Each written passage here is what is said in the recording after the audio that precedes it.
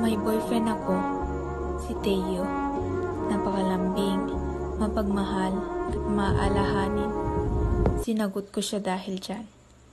Nag-propose siya sa akin at binigay ko ang matamis kong oo. Rhea, will you marry me? At nangako siya sa akin. Hindi kita sasaktan. Mahal na mahal kita. Ngunit parang nagiba ang ihip ng hangin nang kinasal kami at nagkaroon ng anak.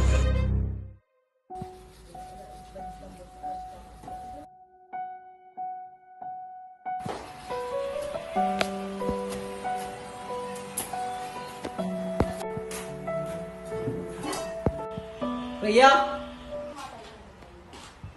Bakit wala pang ulam dito? Hindi pa ako tapos maglaba. Magsasabi na ako.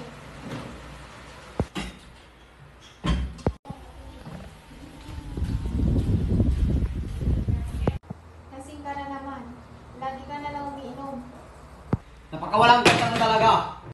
At huwag mong pakialaman ang pag-inom ko. Friend, alam mo ba?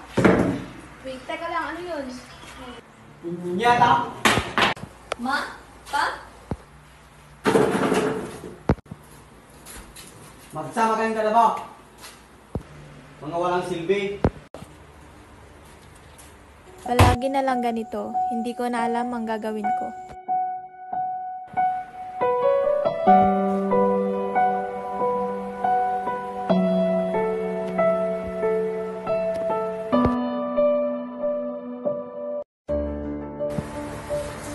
Saan ka galing? Bumili na ako. Bumili? Bumili nga lang ako! Kumaraykeng. Ano ba?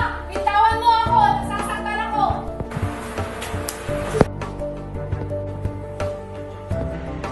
Ma, uuwi na po ako. Lagi na lang kami nag-aaway ni Teo. Na, kung pwede namang pag-usapan, pag-usapan na muna.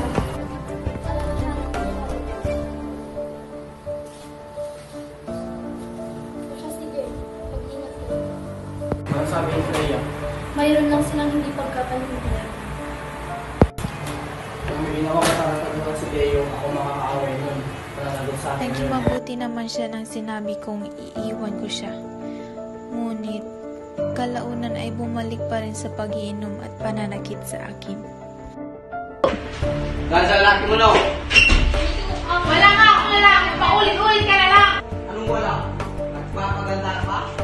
Nagpapaganda ka pa? Wala nga ako lalaki! Pa! Tama na po! Umalis ka na! Tumigil ka na ba? Sabi ko sila na! Isip ko na, hindi na ako magpapaapi pa.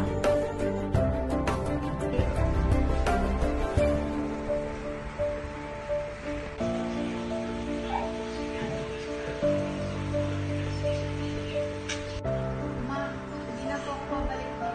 Pati anak ko sinasaktan niya rin. Pasensya na anak, at hindi kita tulungan. Hindi ko alam na ganun na pala ako.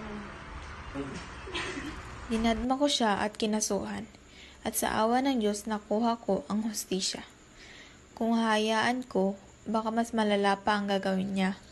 Kung magbulag-bulagan ako sa pagmamahal sa kanya, maaari ang pagmamahal na yun ang pagtatapos ng buhay ko.